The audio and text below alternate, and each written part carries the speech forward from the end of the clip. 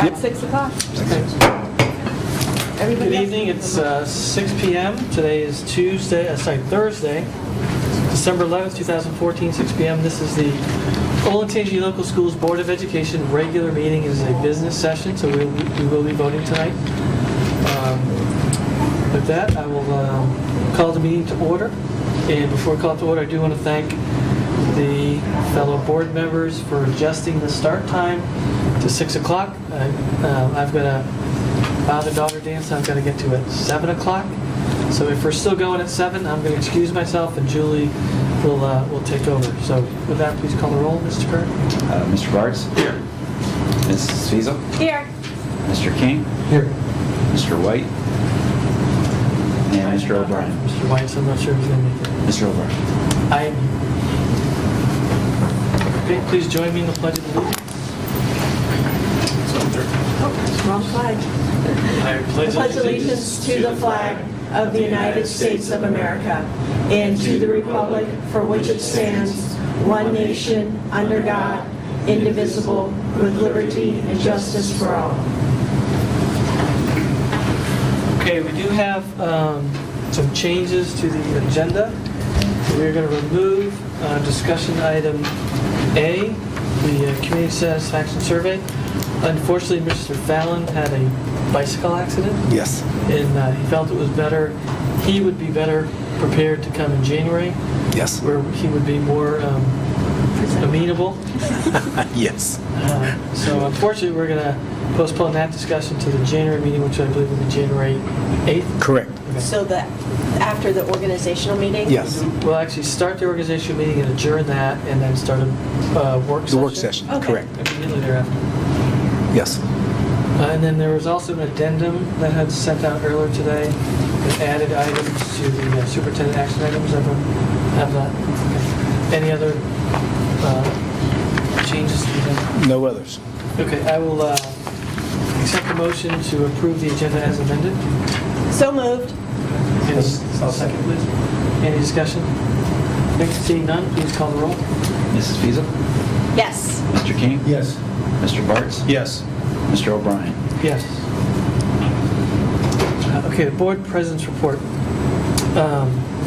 So I was preparing, for the board president's report. I thought it'd be a good time, given it's the last meeting of the year, for us to spend a minute maybe recapping some of the successes that the district and the board has had this year. Kind of really three buckets that I thought of. One is academic performance, one is financial performance, and then finally making sure the board's fulfilling its responsibility to address the growing needs of the district. And as I thought about academic performance, certainly the performance of the district remains high. We reported a record performance index this year of 107.5. And we're also recognized by Columbus CEO Magazine as the best public K-12 system in Central Ohio. So I think not only do we think we're doing a good job, but I think others are seeing the work that's being done, and that's being recognized as well. So certainly academic performance. 108.7. Sorry, 108.7. Was 107.5 the benchmark that Rafe set? We're also doing really well, financially. We continue to squeeze more and more savings out of our budget. Over the last meeting, we talked about going self-insured, which for health insurance, which we know will save about $2 million a year, which will also help us extend the levy. When we went on the ballot in 2011, we said we'd be back in 3 years. That would have been this year, and obviously we did not go back on the ballot this year. We do not expect to be on the ballot next year, and we possibly can push it out a little further. So not 3, not 4, but hopefully 5 years before we talk about being on the ballot again. So I think outstanding financial performance. And certainly addressing the growing needs of the district. This year, we were able to successfully acquire some incremental space, the Graphics Way facility that gives us some very unique space that gives us a significant amount of flexibility to address in a very cost-efficient, flexible manner the growing needs of the district. So certainly as we reflect upon 2014, much to be satisfied with. Doesn't mean we're done, still work to be done, but certainly a good opportunity to reflect and acknowledge the good work that's being done both by the board, administration, staff, up and down the district. So that'd be a good opportunity to point that out. And then last, just a couple housekeeping items. With the agenda and other materials, we did send out a schedule, a proposed schedule for 2015 for the board members. Please take a look at that. If there are specific dates that are problematic, we'd like to address them early, with vacations, etc. And then also, I believe the 2015, not just the meeting schedule, but the proposed content meeting by meeting. So please take a look at that and give us your feedback and thoughts so we can prepare the appropriate speakers. Okay, so with that, I will, last item, we do need to appoint a president pro tem to open the 2015 organizational meeting, which will be held January 8th at 6:30, right here. And with that, I would propose that we appoint Dave King, president pro tem, so he can preside over the organizational meeting. I second. Any discussion? Dave, were you going to That's accept fine. that? Okay. Next, we'll have to vote. Yes. Okay, so there's first, second, and no discussion. So call the roll. Mr. O'Brien? Yes. Mrs. Fiesel, Yes. Mr. Bartz? Yes. Mr. King? Yes. Okay, so that I- passes 4-0. Yes. I just wanted to point out on the draft of the upcoming meetings for next year that we realize that things will come up throughout the year. This meeting is a good example, but you gave us ample opportunity to adjust the time, and we were able to make adjustments in our schedule, and we're willing to do that with any of the board members or administrators that might have a conflict of schedule. If the conflicts are communicated, we can address them. Exactly. If they're not communicated, there's nothing we can do. Right. Until we agree. And I got one comment on the schedule too, the working schedule, the content schedule. Yes. But I'll save the request when we have projected Oh, okay. to mention that. We'll now move to the superintendent's report. Dr. Lucas. Thank you.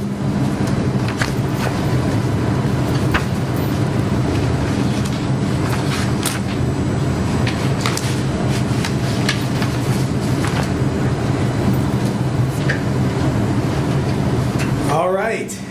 The new sound system is up. Can everyone hear me? Oh, we have a microphone at the podium. Yes, we do. Yes, we do. Believe it or not, it is the last meeting of the 2014 year, and it went very quickly, and I appreciate Mr. O'Brien going over all the highlights, and of course, we will hear more of that coming up as we do State of the Schools and so on and so forth, but it has been a very good year.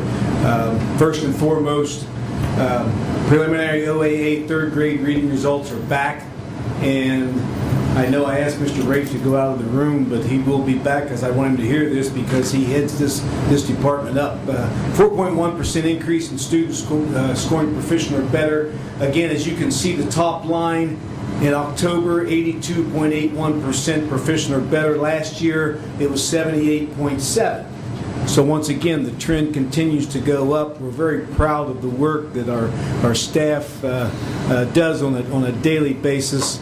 Our students come to school ready to learn, and our community supports us. So with those different variables going into this equation, it's very successful, and we're very appreciative of the work that everyone does. So obviously we'll get another testing in the spring, and we'll have our report next year in regard to the report card. Other good things, Olentangy High School Division II OHSAA semifinalists, they made it to the Final Four. Undefeated regular season, 10-0, league champs, 9th tournament appearance, and again, they went 3-1 in the tournament. One game away from the big dance, as they say, and unfortunately, they got knocked out by the state champs. Possibly the best team in the state of Ohio in all divisions. So very proud of the work that was done there and the effort of everyone involved in that program. Holiday happenings, I'm not going to read all these for you. You know that this is the holiday spirit, and we have 23 buildings, and they're all doing something toward the holidays, but there's some of the things that we do. If you can't find entertainment in the school district in the months of November and December, you're not looking hard enough, because there's just so much going on. Everyone is extremely happy and upbeat, and that's some of the things that are taking place. And we're very, very proud of the directors that we have, the students that participate, and all the individuals that partake in those activities and support them. So very, very nice time. Community survey, Mr. O'Brien already talked about this. We have rescheduled that. I want to make sure everyone, that is a highlight of our year. We do it on a yearly basis. Unfortunately, Paul had a mishap. He has promised to be here on January 8th, part of the work session, so we're looking forward to that report. We also have Scott Leopold here, and those of you that have been on the board for a long time, everyone knows Scott. He's been around a long, long time.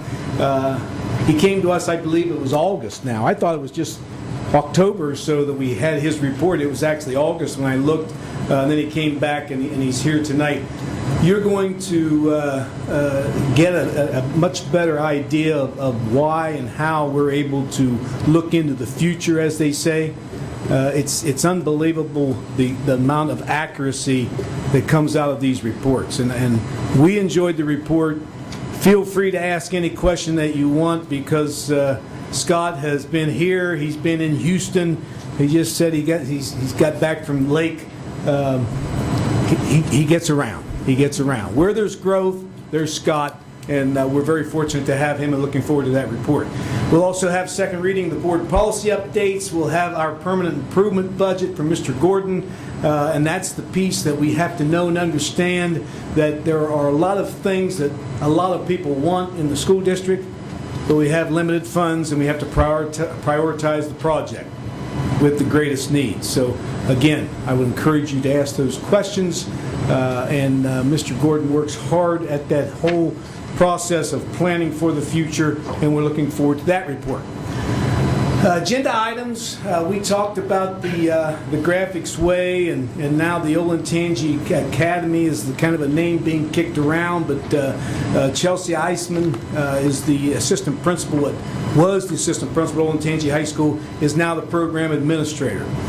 So we're moving forward with plans for next year. As you know, we are putting Oasis in that building for the second semester, and we have some blended learning approaches for freshmen, sophomores in that facility for next year. She's already working, has been working, recruiting, marketing, things like that, to get those numbers up.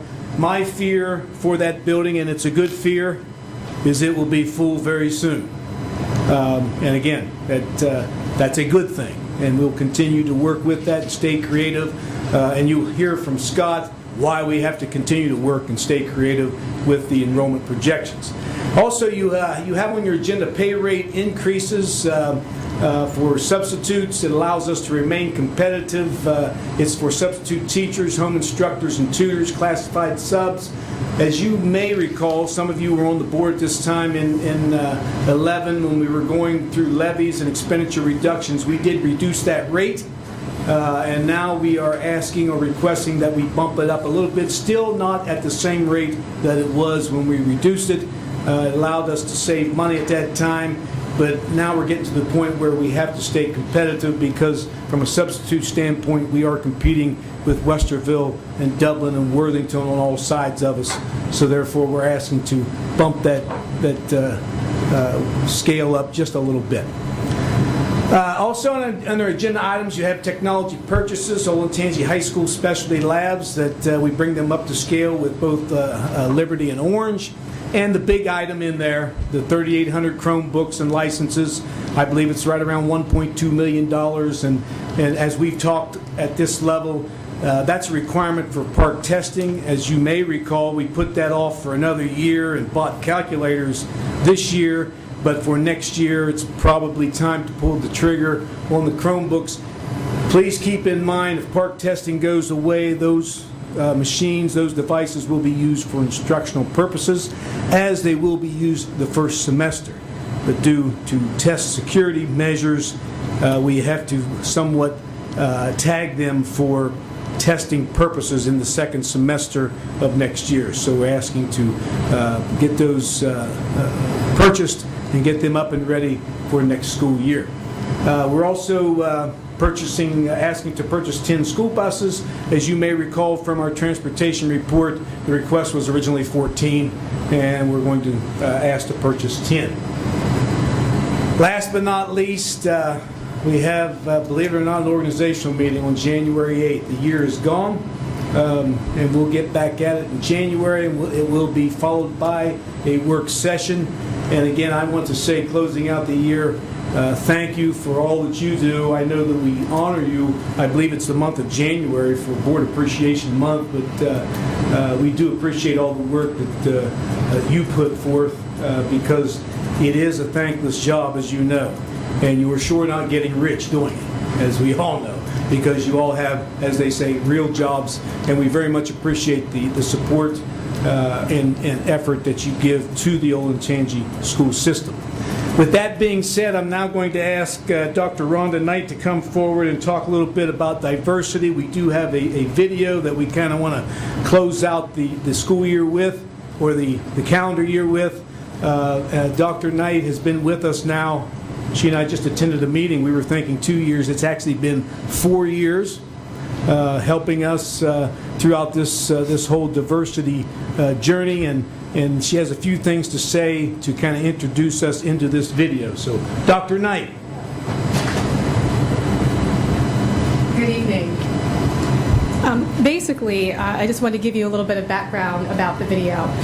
This is one of 4 videos that were made for the district using resources within the district. When I talk about resources, it was actually students, faculty, and staff members.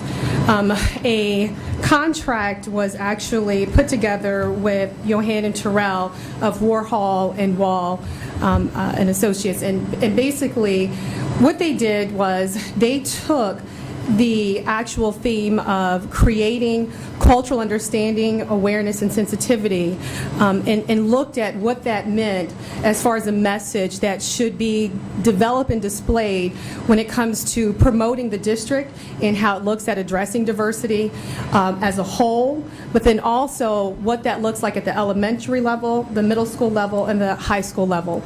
And so you have a total of 4 videos that were put together. This video is for the district, a district-wide type video. All videos are located on the website and can be found on the website. When we talk about mobility and we talk about transitioning, families coming in and talking about kindergarten, it's a great resource to once again display what Olentangy is moving towards accomplishing and what they're currently doing when it comes to diversity and inclusion. Video.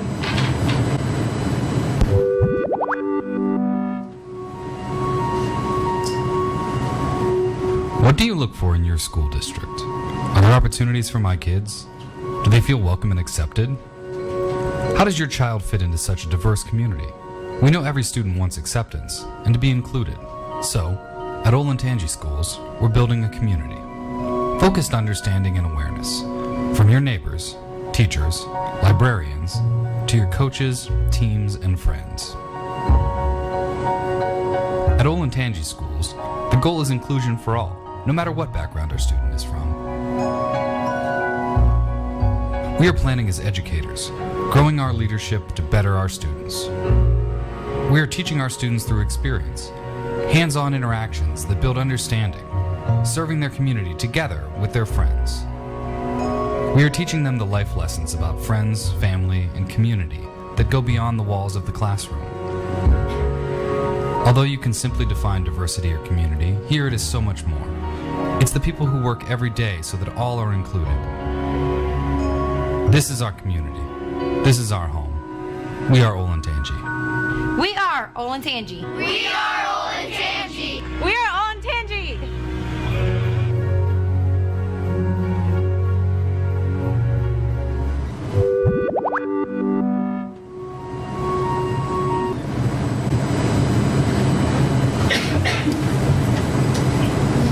The theme, We Are Olentangy, is significant because it really says we are one community that actually comes all together. And so recognizing that while you have many differences, it does make up all of Olentangy. Thank you. Great, well done. Good. Could you spend a minute on the 5 of 8?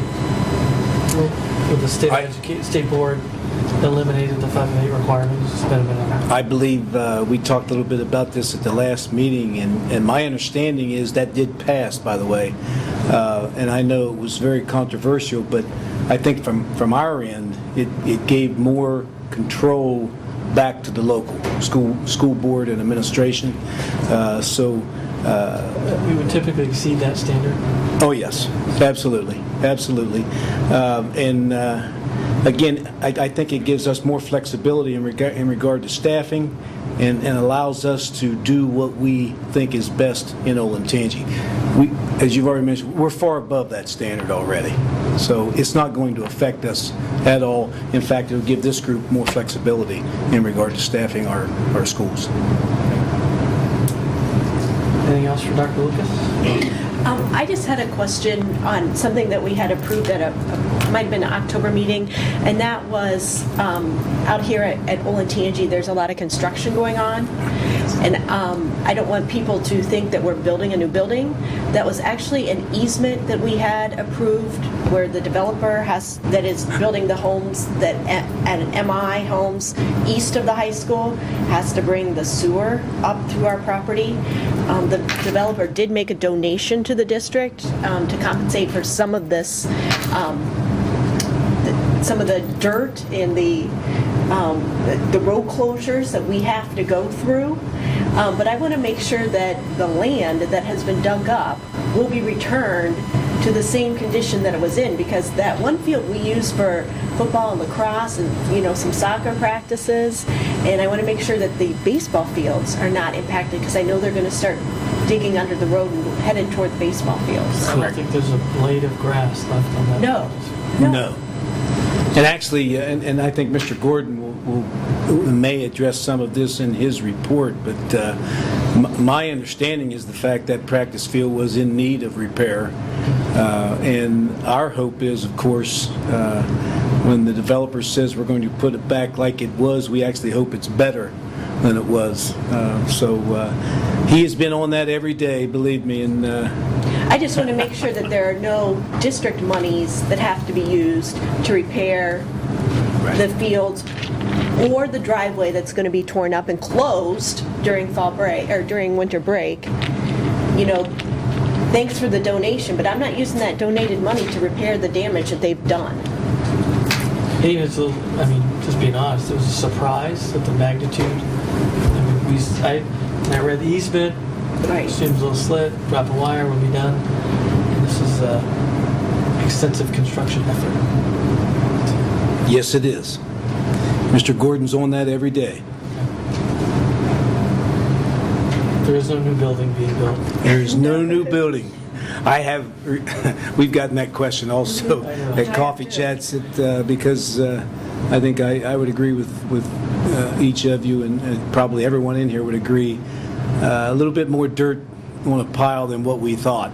But that's what they need to install sewer, and that's kind of the cost of development and progress. And I have faith in the fact that Mr. Gordon will be on that on a daily basis. He knows that individual that's running that project very well. Correct?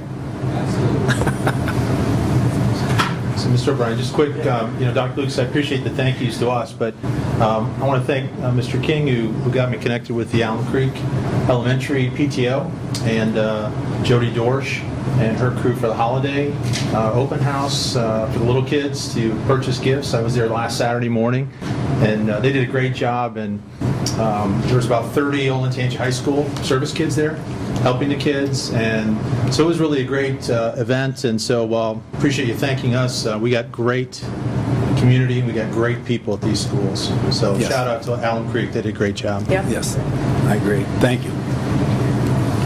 Anything else? Okay, next item, Mr. Curtin, your treasurer's report. Yes. On this evening's, there's a few treasure action items this evening. The usual is approving board minutes, the financials for October. some amended appropriations, some donations, memorandum of agreement for deposit of public funds, and resolution to refund some old bonds.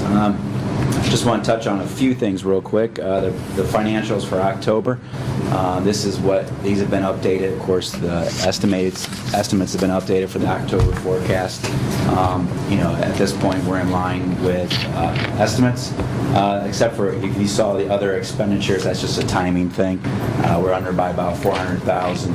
That was one of our bigger bills, our ESE bills. We didn't pay until the following month, so it's just a timing issue. Otherwise, we're on track as estimated. Improvement memorandum of agreement for deposit of public funds. Those agreements had expired. They expire here at the end of December. As you can see, we have First Merit, Huntington, and Delaware County Bank. As you can see from the financial report, we do have monies with those institutions. So in order to keep that money there, we have to have an agreement to be able to do that. And finally, the issuance of bonds not to exceed $154 million. That is to possibly refund some issues from 2006 and 2008. $154 million is the max that we could refund. Most likely it will be around probably approximately $105 million. And that present value savings is around approximately $5.1 million for the different maturities ranging through from 2016 to 2036. So that hits our savings threshold. Usually to hit is 3%. We'll be closer around 5%. So we actually met this morning with the financing team, the financial advisor, underwriters, bond counsel. We'll probably be pricing and looking to sell in January if things hold as they are right now. Things could change. The environment gets, I'd say, better and better for refunding. 10 years at 217 today. And just in layman's terms, it's like refinancing your house. Correct. Lower interest rate. So refinance those bonds.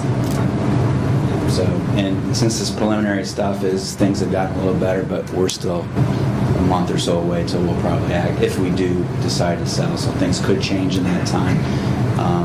So we'll see what happens. And if they don't, we're not meeting our savings thresholds, we won't go ahead forward with it. But this gives us the authorization to do that.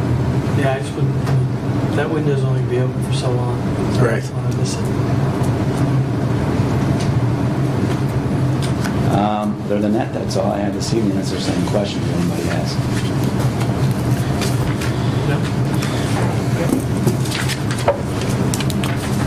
Next item is a public participation session number 1 for general comments. Yes, we have 2 people this evening. First would be Tanya Harris, who wants to discuss high school and middle school start times.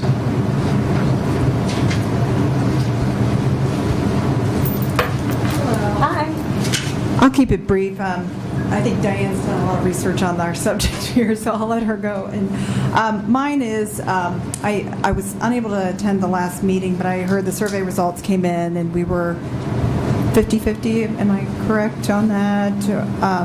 We had some interest. We haven't actually Yeah, seen them as a board. Okay, that's what I was asking. Yeah, I didn't hear That was of any. supposed to happen tonight, actually. Unfortunately. Oh, okay. So we'll just, I think there's some interest out there, and I'm just coming with a couple of suggestions, and these are things that we could talk about if we develop a community task force, and I'd like to call for one if we can, but some ideas that I would talk about in the community task force is maybe, and I think this has been bounced around with Mark Rafe, the elementary school starting earlier, and maybe having high schools and middle school students starting a little bit later.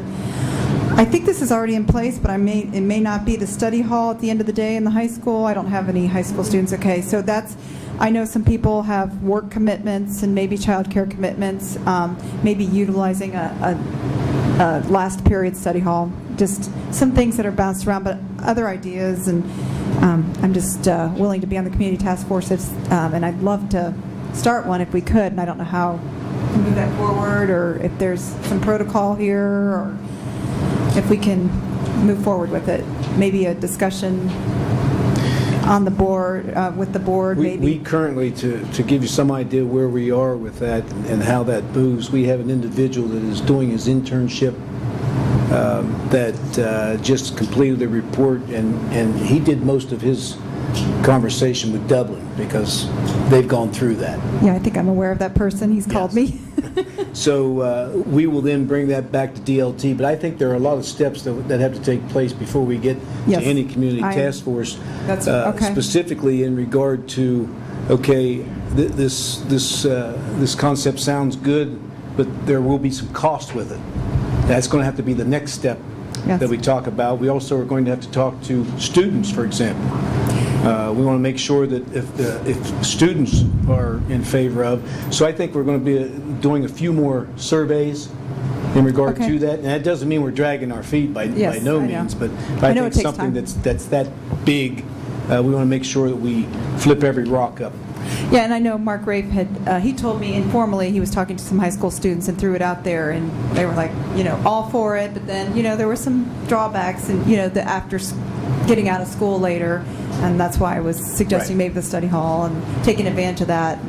So, but there's definitely some interest out there, and the students were positive Yes. about it, according to Mark. So, okay, and then I'll let Diane. She's just has done a little bit of research on it, so she'd like to speak. Thank you. Thank you.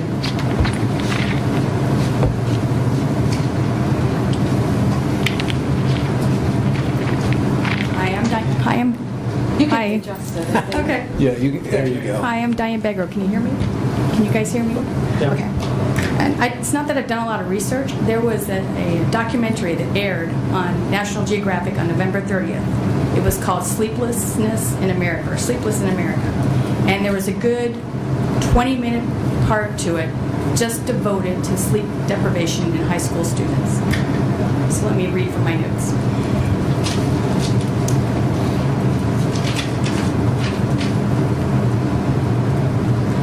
Matthew Walker, a PhD professor of neuroscience and psychology from the University of California, Berkeley, stated that sleep deprivation impairs memory and learning.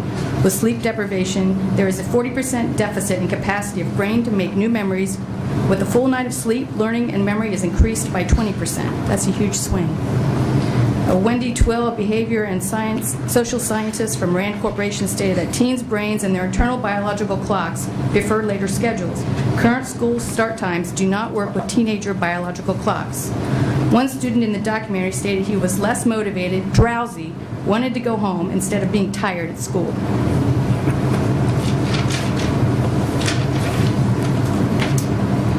Judith Owens, director of sleep medicine from the Children's National Health System, stated that brains are deeply asleep, and that's the time when we are asking the children to get up and be ready to learn.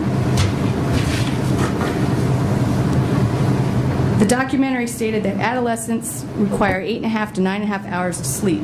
The average time of sleep is 6 to 7 hours for high school students. If the students are half asleep all day, they can't learn to their fullest potential.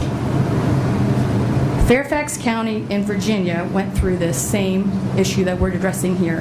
They started in 2004, and they didn't do anything about it until 2014. They finally passed earlier high school start times.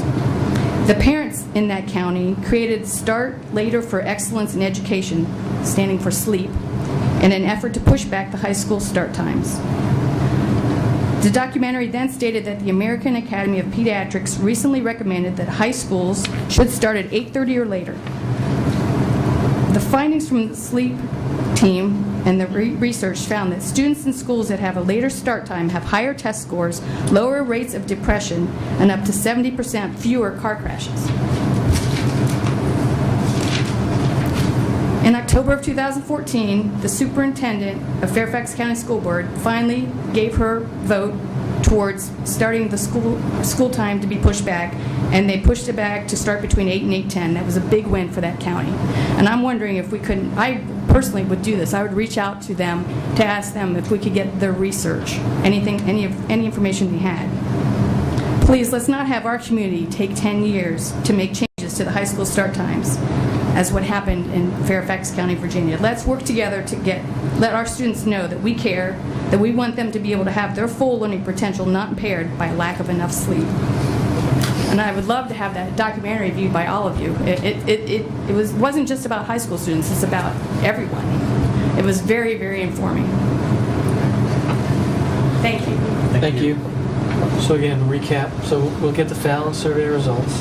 Yes. Do some follow-up work to continue to kind of test the concept, and then kind of look to the administration to come back to us with some recommendations on potential changes, if any, on Yes. start times. And I will again emphasize the fact that our kids have the option to come to school later after 8 o'clock if they so choose that option. We've had that, and we continue to have that. Yeah, and so it's communicating those opportunities too. I think, Exactly. is helpful, so Yes. everyone's aware of Right. what flexibility is currently available. Correct. And that's because we have late start if you have a study hall in the morning, Yeah. or early dismissal if you have a study hall in the afternoon. Right. Yeah, so it's study hall can be used on both ends. Right. Right. Okay. Can I say one other thing? On that late start in the morning, I was concerned by the child who wouldn't be able to ride a bus or have an opportunity, like driving your child to school. Was the only thing I thought about would be detrimental as far as using the morning study hall and everything. But so that was a concern. You Yeah. have to find your own way. Yeah, I think that's a legitimate concern, and I think that's part of that entire conversation. If we would have a freshman, for example, that would like to take advantage, and because eventually we're going to have to get to the point where we start putting pen to paper as far as cost. What's the cost to just flip it totally?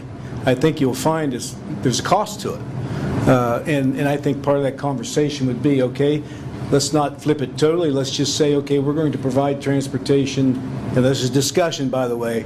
Make sure everyone hear that discussion. That maybe there's a discussion of what would it cost us to offer that to freshmen and sophomores that can't drive. And we may see there's a benefit. We may see that it's not. But I can assure you that we continue to have that conversation. It won't take 10 years. If it does take 10 years, I look around and say, well, I don't know who will be here left in 10 years anyway. But the conversation will take place, and I think we're with you. I don't want you to think we're against you, because we do want to provide those same opportunities to all of our kids. We have some kids that would rather sleep till 1 and get up late. We have some kids that would rather get up at 5 o'clock and get to work. Probably just like all of us. I'm an early riser. You may be a late riser. I like the early riser too, actually. So more to come. Yes, more to come. And thank you for bringing that forward. Thank you. Okay, we will move into the discussion items. So we'll go right to item B, which is the district build-out plan. Scott Leopold from the Young Worcester, please come up. You made me sound really old earlier. So that I've been here forever. Well, how old are you? 33. He just called us, so it's all good. Well, he was a kid when he started working with us. Yeah, I was here when we started. I think we drew the boundaries for Orange Middle, Orange High, Yes. Liberty Tree, and Johnny Cave. So that was my first assignment with Young. So it's been a good journey. Kind of like we said here, I'm a local guy. I'm in Dublin, Ohio. I've been working with Olentangy for 9 years. Travel kind of all over the country. Just this month, I've been in Houston, Baltimore, and up near Canton. So that's kind of my region these days. The purpose of this, and I'm going to kind of talk about why, Wade alluded to the fact that we had this data back in August, but we're only seeing it now.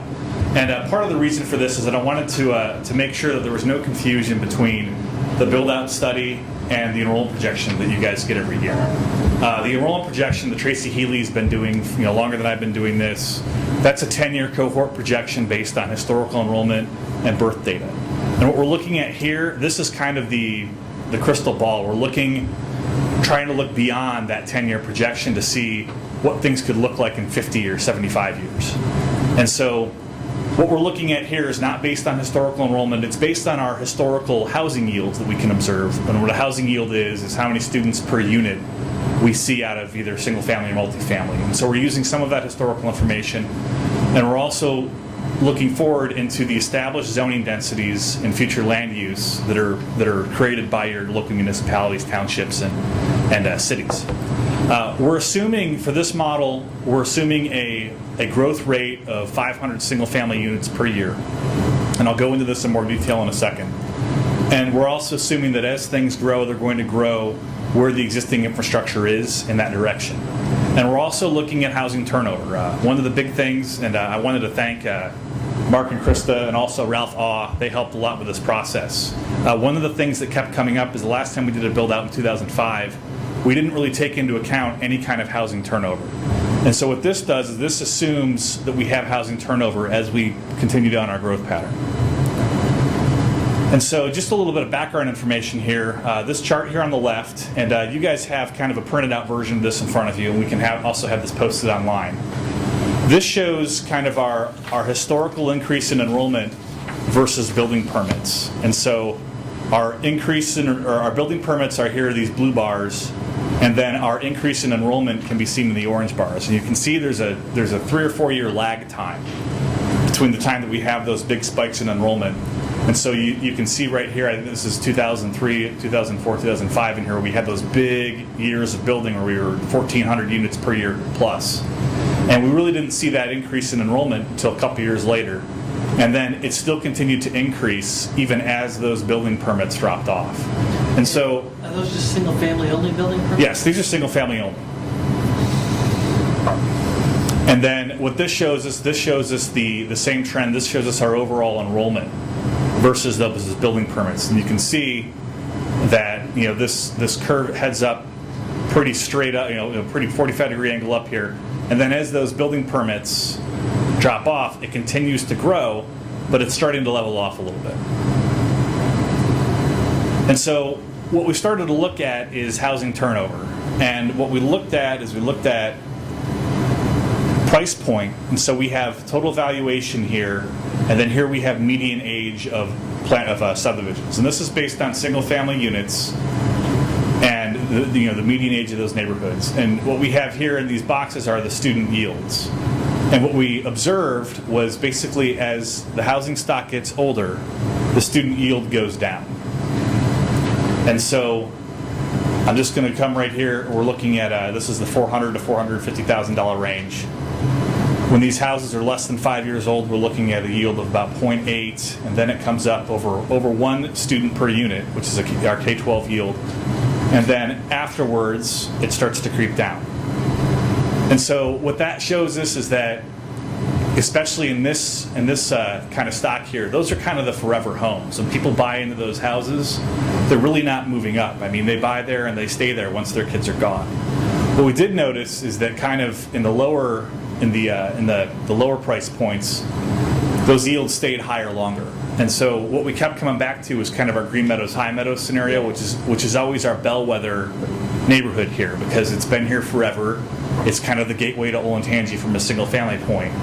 And when we looked at that historically, we see those yields have been pretty stable going in there. But as we move up in price point, our sweet spot is kind of this 10 to 20 year or 5 to 15 year range where that's where we see the highest yields out of those homes. And as you can see here, we kind of run out of sample as we get higher because we don't have a lot of homes in that area, in that age group at this point in time. And so what we did is we looked at Worthington and we looked at similar housing stock and we confirmed our theory. We found that as we get into these price points that have those those ages, those median ages, we were seeing those much lower yields. And part of the discussion that we had internally was maybe people are thinking, okay, I can buy this house here inside the Outer Belt, or I can just go 10 miles up the road and be in Olentangy. And so there's always that, do I want to buy an older home, or do I want to get the newer stainless steel appliances and the granite countertops in the new construction? And so that's something that we talked about internally, that may be some of the things that drive those yields down on those older homes. And so what we did is we developed this growth model and we applied this to our existing housing, and we also applied it to whatever we have kind of out there which is our unknown, our undeveloped land that we currently have, we applied this model to. And in year one, we start these off, for those that for our yields, we start with a 0.5 students per unit. And then we phase up to 0.9. And then we run that 0.9 for about 10 years, and then we start to phase back down. And so by the time we get to year 30, we're back down at that 0.5 student per unit.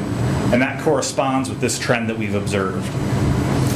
And so kind of as we stack these on top of each other, every year we bring 500 units online, and then those particular 500 units start to run through the trend.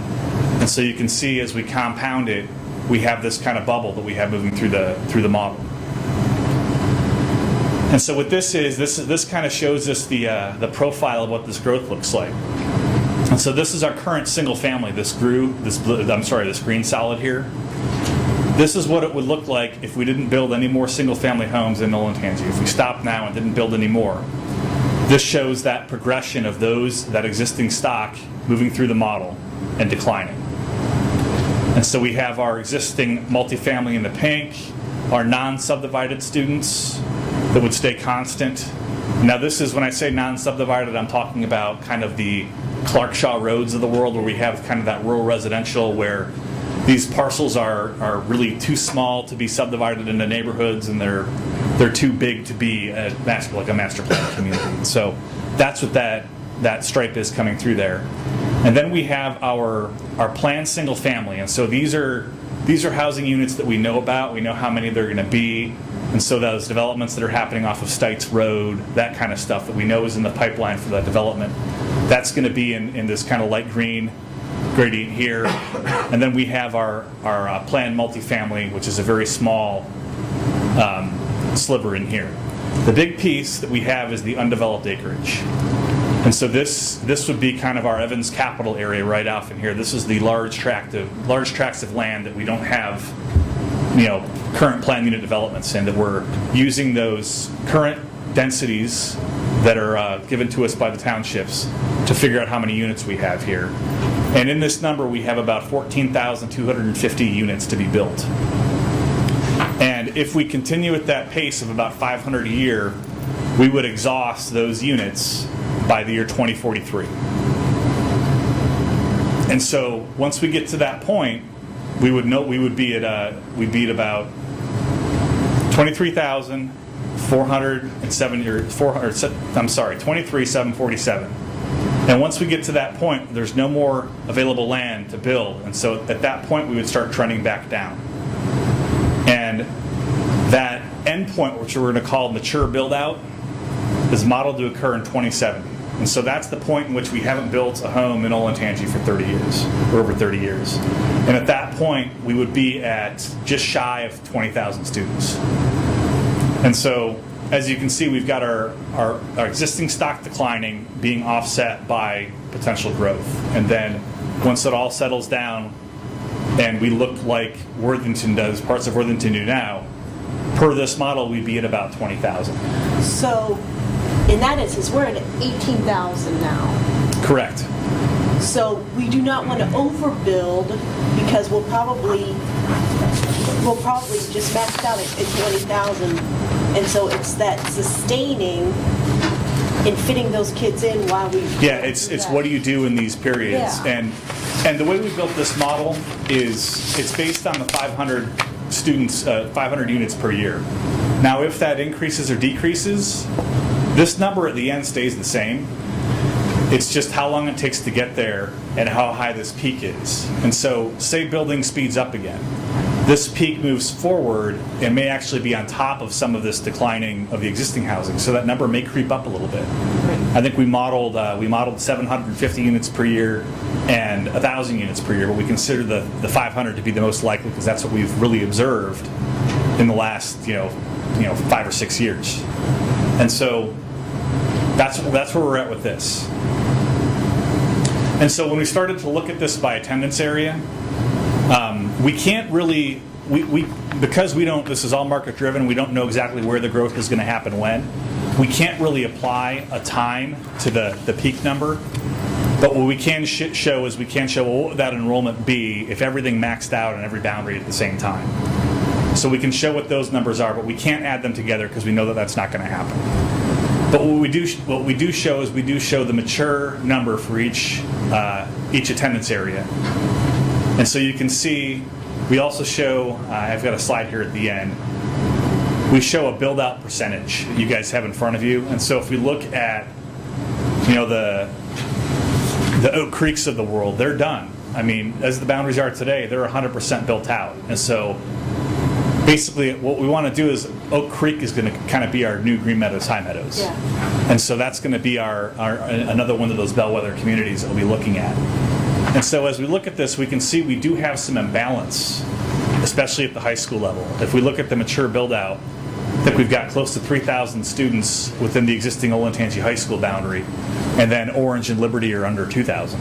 And so it shows us that at the end of the day, we may still need 3 high schools, but do we need the high schools in the exact same places that they are now?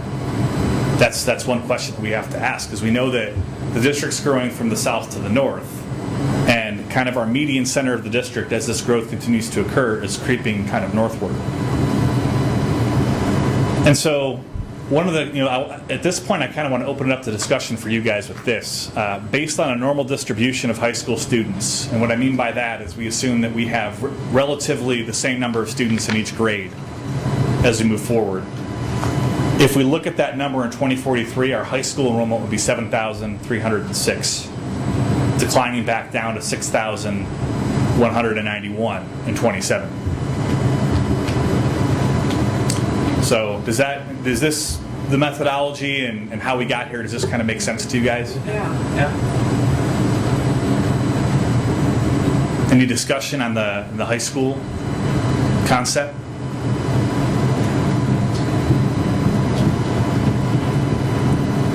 Divided by 3. So the orange, the orange really sticks out. So What's the the orange No, the Olentangy. population. The Olentangy. Olentangy. Yeah, and it's because Olentangy encompasses the vastest geographical area. They have the most potential for growth of the undeveloped land. And if I look at my numbers here, I don't know if I can quite see it on this projector. I show what the percentages are. I think that I'm going to speak up here for just a second. 84% built out with the current Liberty boundary, 87% with Orange, and only 37% with Olentangy. So that the oldest high school has the least development. Yeah. Now you're not going to move the school. No. As the boundaries are now. That's right. I think one thing to consider is that when we get here, 2043. How old will Olentangy High School be at that point? Well, the new one was built in, was built in 1990. It was opened in 1990. Yeah. Okay. So, 53 years old. And when we get to this point, where we're back to needing 3 high schools again, we're looking at a 90-year-old Olentangy High School. Mr. Gordon's going to want some more money. And so, one thought. So the property that we have north of here, you're insinuating, it might be worthwhile to hang on to. Because it would fit. We bought that for a possible 4th. It's the old Cozy property. We bought it for the potential of a 4th high school. So we know a high school would fit there. But if you're saying that this building would be old. Well, I mean, there's nothing wrong with old buildings. Right. I mean, old buildings, if maintained properly, can last a really long time. It's a question of where will the geographical population be at that point in time? It'll be up there. Because this is this is really the geographical center of the district, and we want to have 2 schools in the south, 1 in the middle, and then have all that population up north and not have a school up there. So it's just something to consider. One other piece that I wanted to look at. And again, we're talking about sometime between 2043 and 26. Correct. Right, yes, Just to put that in time context. right. Not Not tomorrow. True. I'm trying to. What was the? What did our high school enrollment get up to in the projections? I think it. Kind of. Total, Yeah. 73. I'm talking about the projections from Future Oh. Think. Oh, Just in 10 Well- years. In 10 years. I don't think they crossed 7,000. no. No. In 10 years? In 10 years. Okay. But what that is that's our number here that we had. Liberty was good at 24, Orange would have been 22, and Olentangy would have been, I'm going off memory, that stuff's in the truck, 26. Yeah. So maybe we're right at 7,000. Right. Regardless, because the way that the enrollment is trending right now. Because Ralph and the committee looked at it from an idea of usable space, but the numbers were almost Right. identical, so. I mean, this assumes a normal distribution, and we know that It's not. that's not going to happen. This number could go up because we could have that glut of population at the high school level at that time, which we know we're going to have. Right. And so our model is kind of a 30,000 foot kind of high level model to just see what it could look like based on these assumptions. You have a bullet there for multifamily? I do. I know that one thing it's kind of an issue because people see it. We have all these multifamily units coming up. Does that mean that we have all these students that are coming into the system? And I wanted to just kind of pull some of these our existing stock that we have here. Emerald Lakes, we've got 192 units, and we only have 32 students coming out of it. 0.17. And if you remember that sliding scale we use for single family, we're going all the way up to 0.9. Yeah. And so for our multifamily, we kind of took it's actually on the high side of the average. We use 0.15 for multifamily. And so that's a pretty good number. We know that we have some outliers, like Dooley's Orchard, because I believe it's subsidized. And so that's not a surprise here. We don't see the student potential out of these multifamily units as we do the single family. The price points that they're at, I mean, as these apartments come in, I mean, many of them are kind of luxury kind of apartments. And if someone wants to spend that much money on housing, they can either rent a house or buy a house. And so this is something that I think that we continue to look at annually just to make sure that there's nothing coming down the pipeline. I'm running into this in Houston.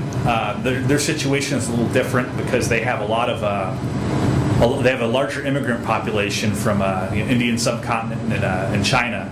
People that are engineers, very highly educated people that are coming into this country for work, and they don't have citizenship or green card yet, and so they want to rent. And so we see, higher yields that are of that Dooley's Orchard level, but it's based on that population at that point. And so until we get to that point here where we have those kind of populations coming in that, due to economic reasons, don't want to purchase a home, that's when we look at seeing those yields creep up, and we just don't see it yet. But it's something that we're definitely aware of and will look at. And I think a lot of what you hear is we have all these kids registering to all these apartment complexes. And I think part of what that is it's transience.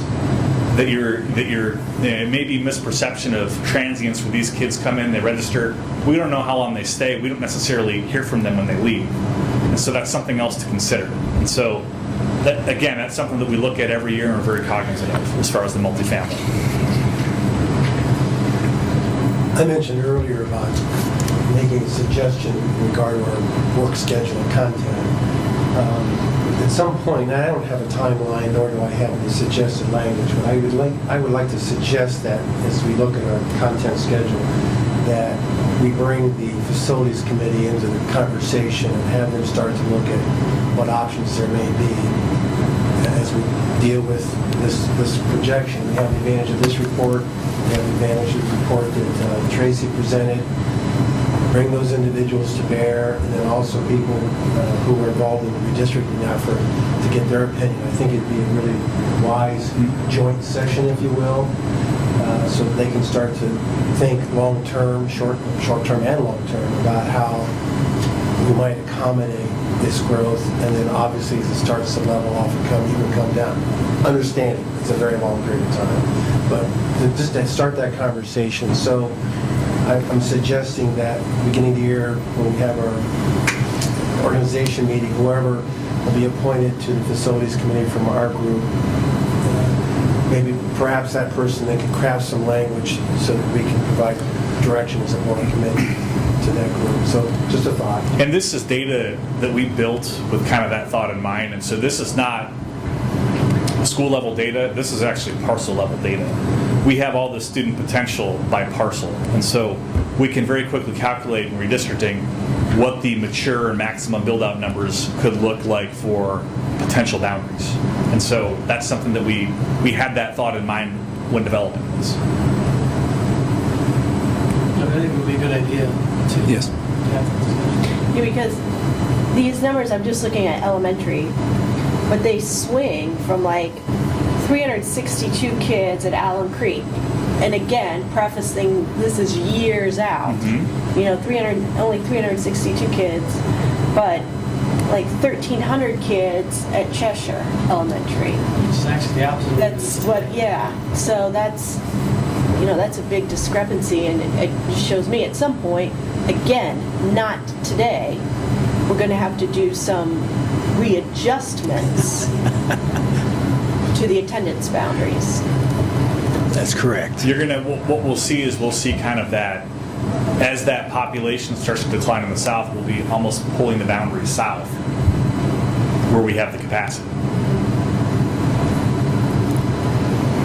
Now, but I don't see on here, because your total maturity is, what, 20,000 students. What I don't see in here is the necessity for additional buildings. No, and again, that's where I think there's a broader conversation to occur. Right. Because I think it's not necessarily a new building, it could be some other approach. Variety of Like what options. we've just done. The full suite of options that we looked at. Yes. Right. Well, that's Correct. right. Incremental space, full space, scheduling. Correct. Exploring all those. When Mr. Kerr did that study about suggesting this, but I'm just pointing out that we did have a study that Mr. Kerr did about additions to the high schools, Yeah. and what that would cost. No, that 2020 did that. True, that's Yeah. right. Yes, and then of course Ralph mentioned that last meeting of how they originally looked at it and how they may look at it now, which would be a much different option than what we had before. Okay. Lot of work to be done. That's for sure. All right. Any other questions? Thank you very much. All right. Thank you. It's great to be here. Great job, Scott.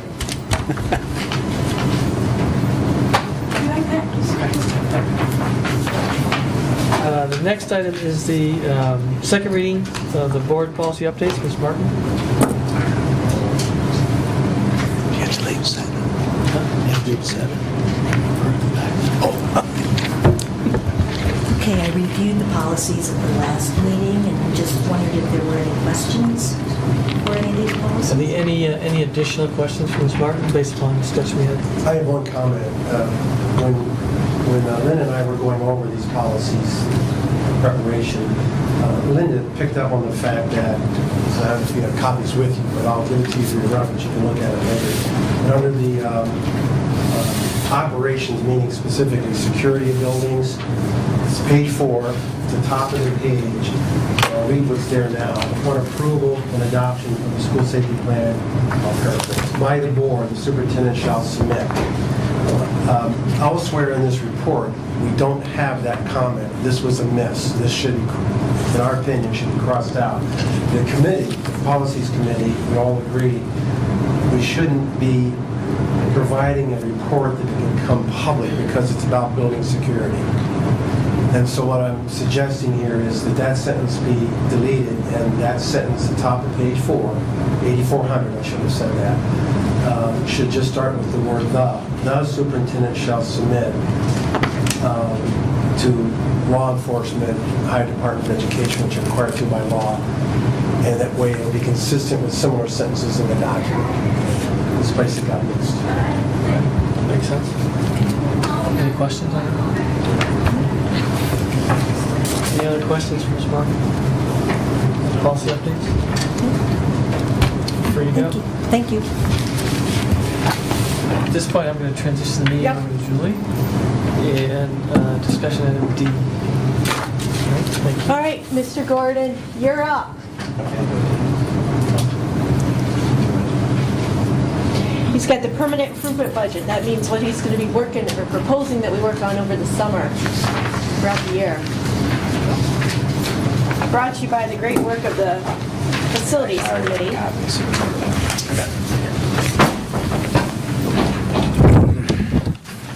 Before I get into the numbers, I'll just kind of walk through the process again, remind you of how we do this. The process for the permanent improvement planning, capital planning, starts usually in August. We moved it up the last couple of years because we found, and we flipped it around, because in the past we had met with all the building principals and then did tours of the outside of the buildings, and that ended up being in November. So we switched it so we do our outside tours in August and meet with the principals in September through November. So we then sit down with each principal, go over their needs for their building, their needs, and then I'll be very careful tonight to talk about needs and wants, because they're two very different things as we're finding out as we continue to work through these budgets. So we sit down, we look at their needs, we look at some of the wants, we look at the growth that may be occurring in their building. That's one of the things that really has impacted our permanent improvement budget, is as we continue to increase our numbers of students in our buildings, that has affected us in a couple different ways. One is additional furniture, another one is similar to what we did the last couple summers with Liberty High School and Orange High School with adding lockers. So some of the enrollment increases certainly are adding some additional needs to the buildings. With that, I will jump down to the paper you have in front of you. And I thought it was important as we went through this to really take a look at two columns on here. And so I went with, on the right, it says original fiscal year 15 proposed budget for specific project expenses. And those are the needs that came out of, and again I stress needs, not necessarily wants, but needs that came out of our meetings with the buildings. And we kind of listed out those needs to get an idea of establishing a way of prioritizing, deciding which ones we could fund. As you can see, just on the top half of that sheet, the needs that we felt we needed to consider for this year were over $1 million just for that portion of it.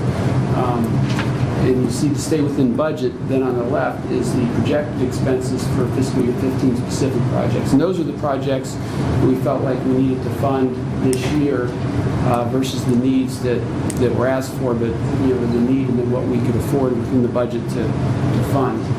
As you can see that we had to cut that $1,073,000 down to $635,000 to stay there. The bottom half of the page is what you heard me refer to last year as buckets or silos. And those are the categories that are kind of miscellaneous, but we do want to track them a little closer and just say in a large miscellaneous category. So you see things there like exterior grounds, electrical, HVAC, asphalt concrete, plumbing, vehicles, equipment. Some of those categories we talked about in that report that we did last year, and we talked about funding for the future. So we tried to match up with some of those same categories, and that way we're not just coming and saying, oh, here's a miscellaneous, but give you some idea of what we're spending and where it's at. Even though some of these needs may not be apparent today, they will be as we go through. For example, we may have a fan motor go out or a pump motor go out or some other piece of equipment that we have to replace in HVAC. So I can't tell you today what that piece of equipment will be, but I know that we're going to have those needs, and it gives us those areas to pull that money from. Again, you have there's 4 columns on the bottom half, but to stick with the second yellow column, and again it's the original budget that we had for those buckets. Then to the left on the first yellow column was the projected or general expenses, is what we had to again stay within budget. We cut those down to, and a couple areas just to talk about is the asphalt, $298,000 on asphalt, and you can see that we started out with $500,000. And if you go to the far right, you see what our fiscal year 14 and fiscal year 13 expenses were in that same category. So that's the same all the way down. And again, to stay within budget, I think it's important to note that what we spent in those categories before was a limited PI budget. We had to cut these buckets down to stay within the budget, and that's the column there to the left. We're down to the 470,000. So as you can see, is PI budget, like all budgets, we continue to squeeze and try to stretch that money as far as we can. And some of those costs are squeezed down. The downside to that is when you're squeezing the PI budget to make those funds last, you move into things like that you may have to move over to the general fund budget. Again, I go back to the HVAC category. We've got a limited amount of money in there. If we have more failures, which could happen given the age, every year the building's aging, we get more and more of these breakdowns, it may come a point that the bucket is exhausted and we then are moving to increase our general fund budget to cover some of those costs. And that's what, when we meet in the late winter, early spring, start ironing out that budget, those will be discussions we'll have there, as well as which of our maintenance budgets do we need to increase to help offset some of the lower costs we have here on our PI budget. Any questions? I know I went through that kind of fast. I just, if Mr. Kern could just remind everybody where this money is coming from? Yeah, this is still this will be the last year of the 2011 bond issue. If you remember, that's approximately $24 million authorization. We haven't issued 15 million of it at this point. So of what we have issued, this is the last year of the 2011 issue. So.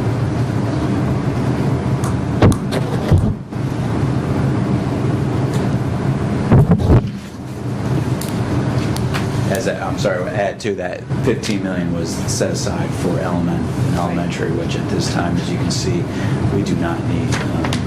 That money can be repurposed for something else. According to, we still have that authorization indefinitely. According to bond counsel, I actually had that conversation again today. It could be repurposed, but at this time, that would be a choice of the boards. And this is developed with the facilities committee as well? Yes, yeah, I'm sorry, I jumped over that. We then, once we were done with the building, went through, then we sat down and went over the same discussion we're having here with the facilities committee, budget, what projects we were looking at, and yeah. I'd be interested in knowing what was the reaction of the facilities committee to this report? Well, the facilities committee is obviously very supportive of PI projects, and they do not feel like we have enough money, that we're not putting enough money into this. They also heard the report last year on what we felt we needed to spend. An example that we discussed quite a bit there was the asphalt. We did the report last year that if we put our asphalt on a 10-year cycle and took our total asphalt, divided it by 10, and then cost doing 1/10 of that work every year, that budget would look like $1.1 million just for asphalt. So they are concerned with the direction we're headed, because as you see, our needs and then the needs we can fund have decreased. So we're continuing to defer the maintenance, and when you defer that maintenance, eventually it costs you more. Again, to look at asphalt, we get more potholes, water gets underneath the base. You start, instead of grinding down and repairing the top of the asphalt, now you're digging out and filling in the base. Now it's more cost. Now instead of 1.1 million each year to do that 1/10, now you're at 1.5 or 1.6 million, because you're digging out the base, and it's a lot more expensive. We got to dig that out, put the base back in, compact it, and then asphalt over top of it. So that's certainly a concern that we've talked about quite a bit at the facilities committee. Talked about other ways. Is there other ways we can try to find money? Possible, energy project, other state or programs that we might be able to tap into to help get some of this work done, so that when we do have HVAC and other problems, we can try to find other ways to fund that.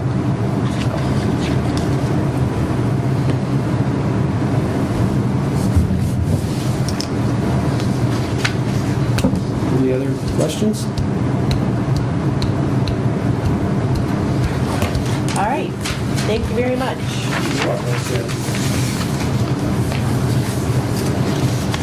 Next up, we have public participation session number 2 regarding action items. There is none. Okay. We'll move on to board action item, and that is to approve the policy updates as given the second reading that we just had. Do you want his changes too? With that one revision. I was out. Oh, sorry. Yeah. We deleted a sentence in the 8400, which is about building security. Oh. They made reference inadvertently that security plans can be made public. It's Gotcha. consistent with language in the document, except in one place, so we're eliminating that one place. Yep. So also move if you're looking for that. Yep. Do I have a second? Seconded. Call the roll, please. Mr. King? Yes. Mr. Bartz? Yes. Mrs. Feasel? Yes. Treasurer action items, please. I move to approve action item A, approve board meeting minutes for November 13, 2014, approve financials for October 2014, approve amended FY15 appropriations at the fund level. D, approve donations to the district. E, approve a memorandum of agreements for deposit of public funds, which are in Exhibit B5, and approve resolution authorizing the issuance of bonds in amount not to exceed $154,125,000 for the purpose of advance refunding bonds issued in 2006 and 2008. Do I have a motion? Second. Again, as we say, thank you so much for all of the donations to the district. They're greatly appreciated. Call the roll, please. Mr. King? Yes. Mr. Bartz? Yes. Mrs. Feasel? Yes, passes 3-0.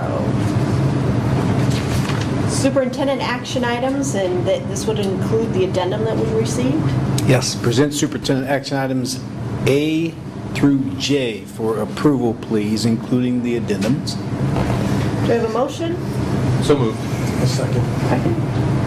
Any discussion? Call the roll, please. Mr. Bartz? Yes. Mr. King? Yes. Mrs. Feasel? Yes. Now I need a motion to adjourn sine die, which means we adjourn for the year. When we come back, in January, we will elect new officers. Do I have a motion, please? So moved. A second. Any discussion? The next meeting is January 8th. Call the roll, please. Mr. Bartz? Yes. Mr. King? Yes. Mrs. Feasel? Yes, approved 3-0. Thank you all for spending your December That was evening with us. 8,400. Have a good holiday That policy season. did. Be safe. I'll give you the sheet. Yes. Yeah.